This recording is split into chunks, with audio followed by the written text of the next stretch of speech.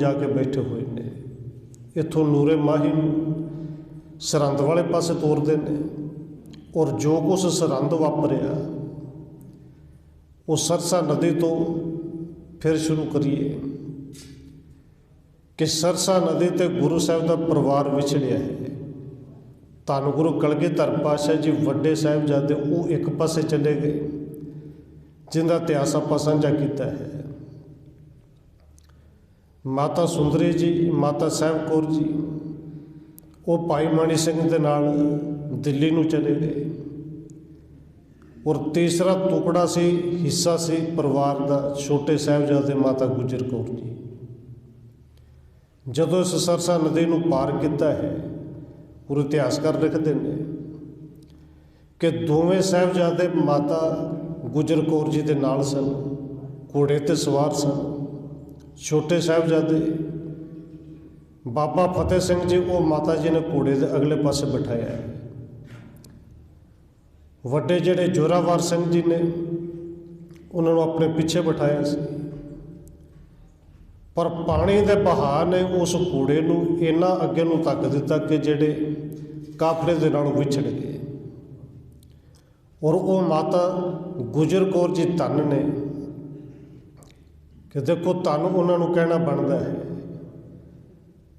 कि जिन्हों ने धन गुरु तेग बहादुर साहब जी की इन्नी सेवा की, गुरु जान के भी पति जान के भी, कि जे 33 साल तक घर दे विच औलाद नहीं ते तां भी उस परिपूर्ण परमात्मा के शुक्र विच ही ने।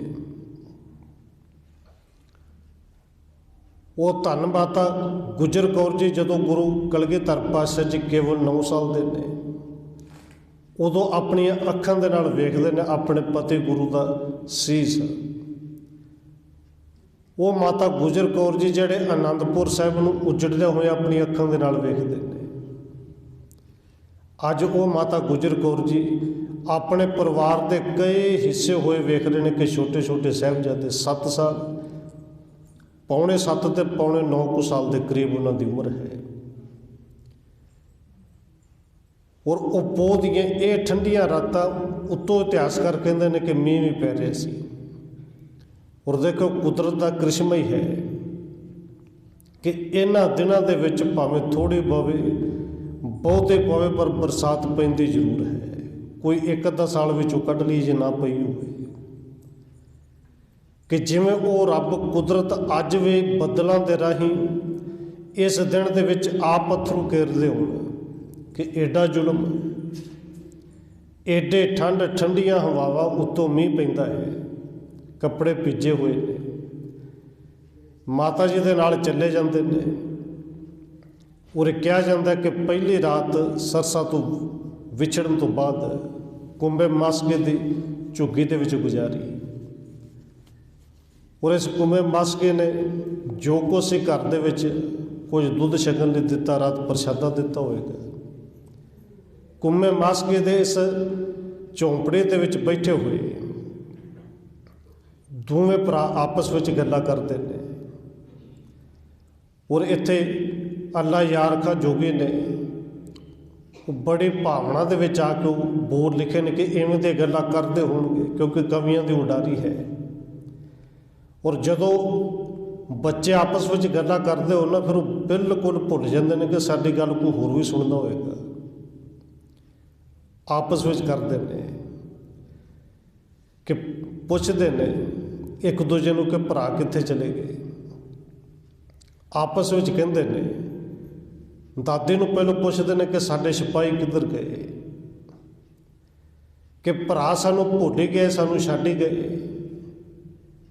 साडे पिता गुरु कलगीधर पातशाह जी वो किधर नूं चले गए। और कवि लिखता है फिर आपस में गल्लां करते हैं कि जदों वापस आउणगे ना तो आपां उन्हां दे नाल बोलना ही नहीं। आपस में पहलों तो गल्लां करके ये कहते हैं, दादी से बोले अपने सिपाही किधर गए, दरिया पे हमें छोड़ के सूरते माही किधर गए। कहते ने तड़फा के हमें सूरते माही किधर गए, अब्बा भगा के शाही लश्कर किधर गए।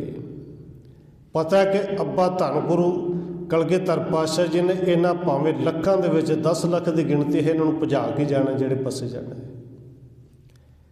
इस शाही फौजां नूं भजा के गुरु पिता जी किहड़े पासे चले गए। फिर कहते ने भाई भी हमें छोड़ गए शौके जंग में, कहते अपना पता तक नहीं शौके तुफंग में, कि साडे वीर जिहड़े ने वो जंग ते तुफंग दा उन्हां नूं इन्ना शौक कि अपने छोटे भरावां नूं नाल लै के नहीं गए, भुल ही गए ने। हुण जदों आपस में जिथे गल्लां करदे ने और माता गुजर कौर जी सुन रहे हैं, रात माता गुजर कौर जी ने सोलह साहिब का पाठ सुनाया है, इस झोंपड़ी दे विच गुजारी है। सवेरे अगले दिन गंगू मिलिया है और इतिहासकारों का मनना है कि गंगू धन गुरु कलगीधर पातशाह जी के घर का रसोईया रह चुकिया सी और 1-2 साल नहीं 21 साल तक सेवा की सी। हो सकता है जदों आया होवे आके ने बेनती की कि माँ तुसीं मेरे घर चलो और मैं रज के गुरु दे इन्हां पुत्रां दे तुहाडे रज के सेवा करांगा। हो सकदा उदों कोई लालच ना होवे, क्योंकि तो उनके मन की दशा है ना। पर यह भी हकीकत है कि लालच उनके अंदर आया, चाहे पहलों सी चाहे बाद विच, कि जदों खुरजे दे विच पईयां होईयां कुछ मोहरा वेखदा है उदों लालच आ गया। और इन्हें अपने घरदियां नूं कहा भी सी कि देख माँ अज रात नूं इन्हां नूं लंगर ते छकाउणा, रोटी ते खवाउणी है, पर सुक्की नहीं, इहदे विच जहर पा दे। और उस माँ का भी अंदर कंब गया सी कि जिहड़े गुरु घर दा तू इन्ने साल खांदा रहे, इन्ना जुल्म ते ना कर। ये 4 टके जे तू लै भी लैंगा इन्हें किहड़े नाल जाना है। तो जदों जहर नहीं पाया और गुरु साहब जी ने पावन बचन कहे भी ने पानी दे विच कि जिहड़ा हलकिया होया कुत्ता है ना, देखो कुत्ते दी उदाहरणां बड़ियां दित्तियां जांदियां ने। कुत्ता बड़ा वफादार है, मालक का बड़ा वफादार है, पर उदों तक जदों तक हलके ना, तो जदों लालच का हलक पै जाए फिर हलकिया होया कुत्तिया उनका कोई यकीन नहीं कि मालक नूं कदों वढ जाए। और बिल्कुल हल्के हुए कुत्ते की तरह इनकी हालत सी। गुरु साहब जी ने पावन बचन कहे ने कि लब कुत्ता कूड़ चूड़ा ठग खादा मुरदार, इनू हल्के हुए कुत्ते के नाल तुलना देंदे ने। और सचमुच ही हलक गया कि 4 को मोहरा देखिया खुरजे दे विच रात नूं दुध छकाया है। धन माता गुजर कौर जी एक साहिबजादे नूं सज्जे पासे पाया, एक नूं खब्बे पासे पाया। और नित की तरह हर रोज़ दस के रात नूं जदों सौना है सोलह साहब तो पहला धन गुरु तेग बहादुर साहब जी दी कथा कहानियां सुनाउणियां। 6वें पातशाह गुरु हरगोबिंद साहब जी के जंगां के बारे सुनाउणा। गुरु पिता गुरु कलगीधर पातशाह जी ने जिन्ने जंग लड़े कथा कहानियां कोई ना कोई सुनाउणियां। और सौन लगे 16 साहब का पाठ किया गया। इत्थे कहंदे ने कि जदों इन्हें चुकी माता जी नूं पता तो लग गया सी नींद कित्थे आउणी सी। इन्हें समझा कि सौ गए ने, इन्हें वो खुरजी चुकी और बाहर लै गया। उधर माता गुजर कौर जी अल्लाह यार खा जोगी लिखते हैं कि जदों दूसरी रात इस गंगू के घर विच ने, पहली रात मासकी उनके झोपड़ी दे विच कुम्मे मासकी दे विच गुजारी, दूसरी रात गंगू के घर विच ने। तो जदों 16 साहब का पाठ किया है उस तो बाद साहिबजादे फिर आपस में गल्लां करते हैं। पहलों दादी माँ नूं पुछदे सन कि किधर भरा चले गए साडियां माता, वो किधर चलियां गईयां, साडे भरा साडे पिता जी किधर चले गए। और धन माता गुजर कौर जी माता जीता जी ते इन्हां 2 निशानियां नूं नाल लैके जदों बैठे ने 16 साहब का पाठ किया है, कहंदे फिर आपस में फिर गल्लां करते हैं। बाबा फतेह सिंह जी जोरावर सिंह जी नूं कहंदे ने कि देखो उन्हें आना तो है, जित के आउणगे। तो जदों वीर अजीत सिंह जित के आएगा ना, सानू जिवें अगे चुकदा हुंदा सी, उन्हें भज के सानू कुछड़ चुकना है, असीं गोदी भी नहीं चढ़ना। जदों जुझार सिंह जी आके सानू घुट के गले नाल मिलन लगणगे, असीं गले भी नहीं मिलना। जदों पिता जी सानू मनाउणगे बार बार, असीं मनना ही कोई नहीं। तो जदों ये गल्लां करदे ने बाबा फतेह सिंह जी, वो फिर कहते ने वीरा जे वार वार मनाउणगे तो आप फिर भी ना मनांगे। उत्थे कवि की उडारी है, वो कहते हैं कि फिर बाबा जोरावर सिंह जी कहते हैं कि नहीं मन जावांगे, पर फिर उन्होंने तो एक वादा लवांगे। और देखो माता गुजरी जी उदों जो सुनते होणगे तो उन्होंने अंदर की बेइज्जती होएगी तो जानते हैं। भावें देखो वो शहीद ने, धन ने, पर फिर भी एक जिगरा है, दादी माँ है कि अंदरों अंदर वो विचारते तो होणगे कि बच्चों मिलोगे तो जरूर वड्डे भरा दे गोद ते चढ़ोगे, पर वो तुहाडे तो पहलों गुरु तेग बहादुर साहब जी गोद में बैठे होणगे, घुट के गले ते जरूर लाउणगे, पर इत्थे नहीं। वो सचखंड विखे जाके मिलनी होनी है। उत्थे आपस में फिर गल्लां करके कहते हैं कि अब्बा के साथ जिस घड़ी जुझार आएंगे, कहते जब जीत के अजीत तशरीफ लाएंगे, अब्बा के साथ जब जुझार आएंगे, करके गिला हर एक से हम रूठ जाएंगे। फिर कहते माता कभी, पिता कभी, कभी भाई मनाएंगे। वो वार वार मनाउणगे, गले लगा के कहेंगे बार बार, पर हम नहीं मानेंगे जिनहार, असीं मनने कोई नहीं। तो जदों बाबा फतेह सिंह जी कहते हैं फिर कदे भी ना मनांगे, तो बाबा जोरावर सिंह जी कहते हैं मनांगे जरूर, पर पहलों उन्होंने तो एक बचन करावांगे। वो कवि की उडारी ते कवि लिखते हैं, कहते हैं इकरार लेंगे सबसे, ना बुलाना हमें फिर कभी। पहलों उन्होंने कहांगे कि अज वादा करो कि इवें सानू भुला के सानू छड्ड के फिर कदी नहीं जाओगे। इकरार लेंगे सबके सबसे, ना बुलाना हमें फिर कभी, बारे दिगर बिछड़ के सताना ना फिर कभी। कहते हमको अकेले छोड़ के जाना ना फिर कभी, हमको अकेले छोड़ के जाना ना फिर कभी। ते नाल कह दिता, यूँ कह देते हैं हंस के रुलाना ना फिर कभी। उत्थे आपस में जदों कहते ने ते माता गुजर कौर जदों सुनते ने, तो सुनदिया होया केवल अंदरों अंदर एक ठंडा हुक्का भरिया है कि बच्चे जरूर मिलोगे, सब नूं मिलोगे, पर वो मिलने का थां किते होर है। कहते दादी अम्मा ने बच्चों की गुटक गू सुनी जब, दादी जान ने बेअख्तियार रो दिया उस वाली शाह ने, अंदरों अंदर वो अथरू पी गए। रात सोला साहब का पाठ किया है, और पहले रात गंगू ने अपना वो हल्के कुत्ते वाला जिहड़ा काम कर लिया है, दिन चढ़िया है। तो माता गुजर कौर ने पूछा गंगिया, वो जिहड़ा मोहरा वाला थैला किते साम के रख दिता, चंगा किता है। यह नहीं कहा कि तू चोरी कर ले चुक के लै गया, पर जिंदे अंदर चोर होवे उन्होंने माड़ी जी कही हुई गल भी फिर इस तरह चुभदी जिवें किते गोली मार दी हो। और इन्ना तड़पिया तो नाले कहता कमाल हो गई कि जेड़े हुकूमत के बागी ने, जिन्होंने अपने घर को रखने लिए राजी नहीं।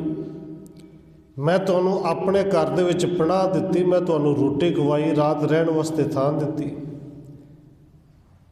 ते तुसीं मैनू ये सिला दिंदे मैनू चोर बना दिता है। वो रौला पाउंदा कि जे मैं नहीं कोई चोर आया है। और धन माता गुजर कौर जी कहते गंगिया रौला ना पा,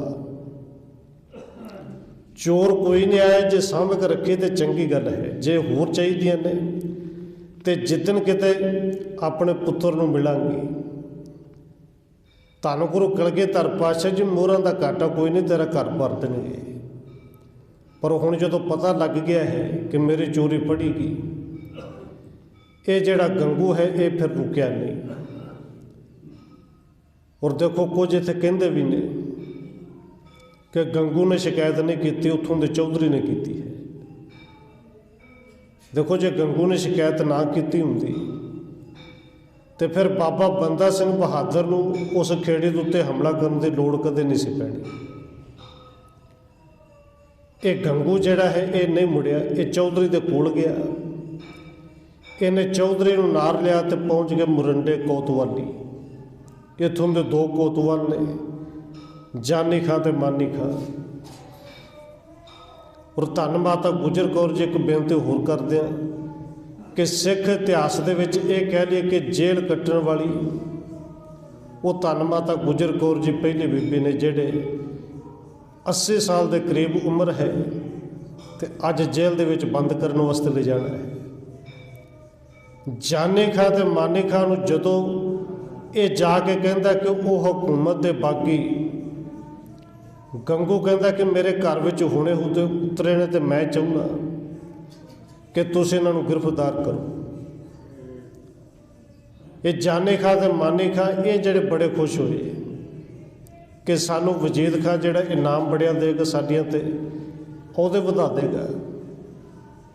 इत्थे जानी खां ते मानी खां कहंदे माता जी नूं लैण वास्ते आए, तो माता गुजर कौर जी नूं धन इस करके कहा जाता है कि देखो पति उन्होंने शहीद ने। धन माता गुजर कौर जी 4 पुत्ते उन्होंने शहीद ने, इस करके धन ने। धन माता गुजर कौर जी उन्होंने ननाण दे 5 पुत्र ने और 5 ते 5 शहीद ने, इस करके वो धन ने। और फिर माता गुजर कौर जी आप भी तो शहीद ने। वो धन माता गुजर कौर जी के कोल हुण कहते जानी खां ते मानी खां आ गए ने। आके कहते ने कि माया असीं तुहानूं ते तुहाडे बच्चों नूं गिरफ्तार करन आए हां। और माता गुजर कौर जी ने पूछा भी कि दसो तो सही कि मेरे पुत्रा ने किसी का बिगाड़िया की है, इन्हां दा जुल्म की है, क्योंकि गिरफ्तारी तो तां ही की जाती जे किसी ने कुछ किया होवे। पर अगों क्या सी असीं नहीं जानते, हुकूमत के बजे हुए पर लैके जाना है। उत्थे माता गुजर कौर जी ने अज आप दस्तारा सजाइया ने, छोटिया छोटिया किरपाना सजा के कमर कसे सजाए ने, और बार बार उत्थे समझाते ने कि पुत्रो हुण जाना है, साडी परचे पैने ने, हुण इन्हां परचों नूं पास करना। चेते रखियो कि तुसीं गुरु तेग बहादुर साहब जी के पुत्रे हो, तुसीं धन गुरु कलगीधर पातशाह जी के पुत्र हो, तो वो पुत्र हो जिन्हां ने शुरू तो लैके पढ़े ये है कि जे तो प्रेम खेलन का चाऊ, सिर धर तली गली मेरे आऊ। क्योंकि पता नहीं अगे की कुछ वापरना। माँ का अंदर जानता सी कि जाना जरूर है पर वापस कोई नहीं आना। और तैयारी करके जान लगे माता गुजर कौर ने इस गंगू नूं फिर किया कि गंगू ये जेड़े टकियां दे वास्ते तू साडे नाल जुल्म किया ना, ये टकियां ने तेनों सुख कोई नहीं देना। हुण जानी खां ते मानी खां दे कन्नां विच बोलते पै गए ने, कोई रुपये पैसे लुकोए ने। और ये भी जानते सन कि एडे वड्डे गुरु जी उन्हां दी माता ने तो फिर थोड़े नहीं होने, हो सकता किते हीरे मोती हो।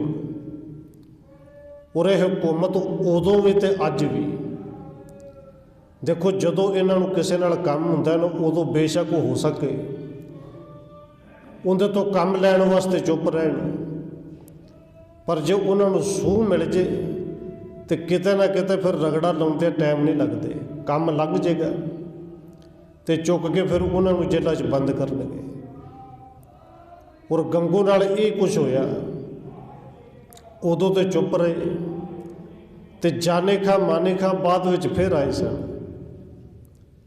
ਇਹਦੇ ਸਿਰ 'ਚ ਨਾਲੇ ਮਾਰਦੇ ਸਨ ਛਿੱਤਰ ਤੇ ਨਾਲੇ ਪੁੱਛਦੇ ਸਨ 10 ਖਜ਼ਾਨਾ ਕਿੱਥੇ ਹੈ।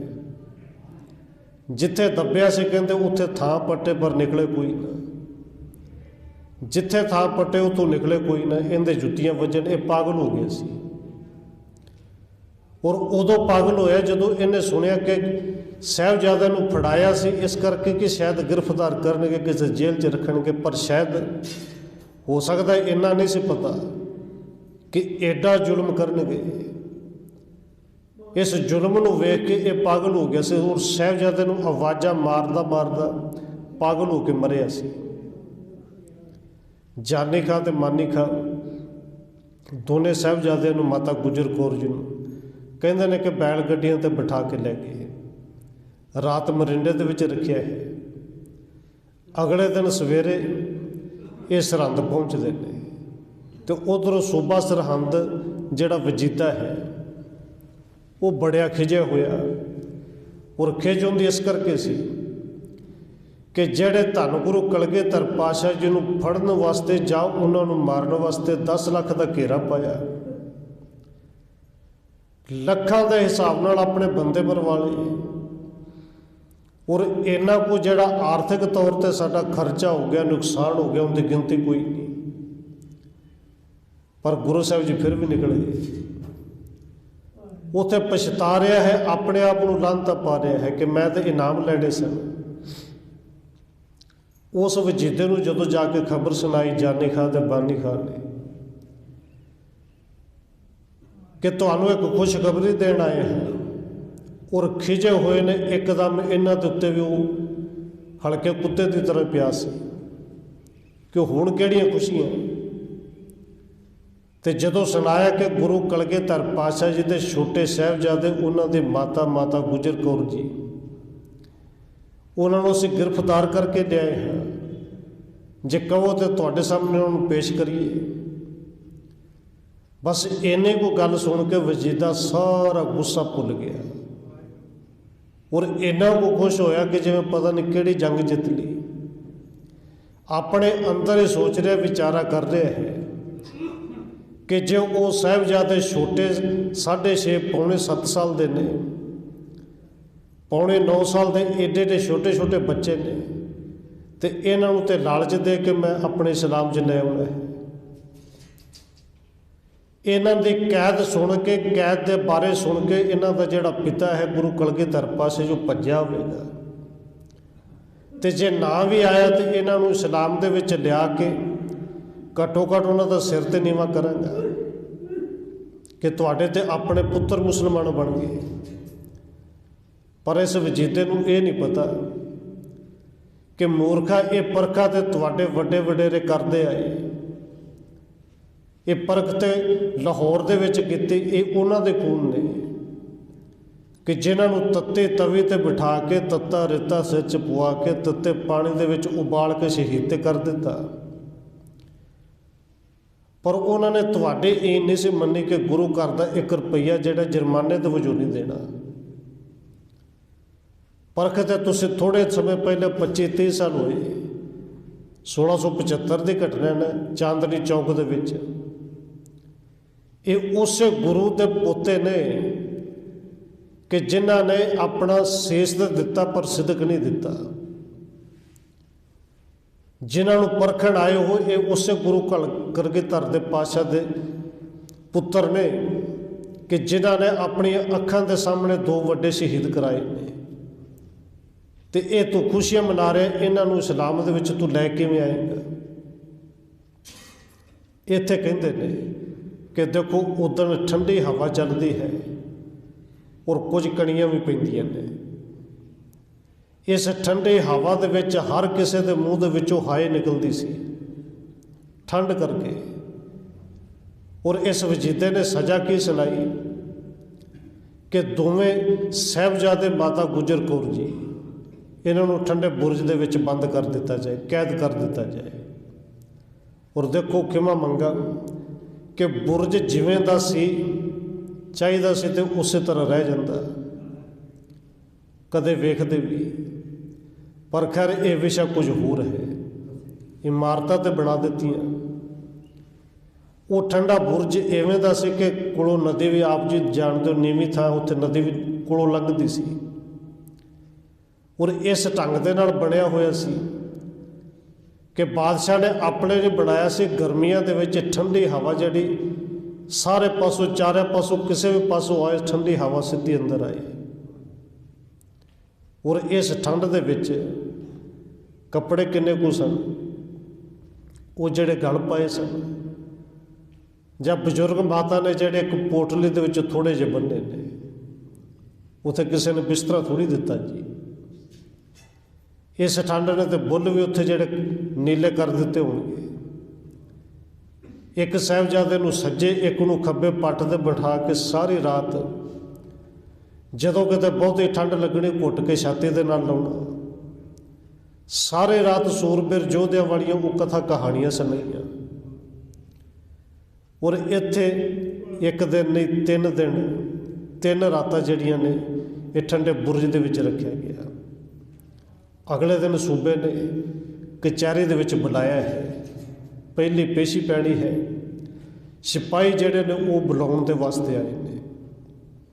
और जिवें पहली पेशी दे विच छोटे साहिबजादे ने जाना है, ये आपां कल विचारांगे। समय के मुताबिक अज इतनी बेनती प्रवान करनियां होईयां भुल्लां दी खिमा। आओ उन्हां शहीदां नूं याद करदे होइयां 1 मिनट होर रसना दे नाल हाज़री लवाइए, फिर समाप्ति है जी। वाहिगुरू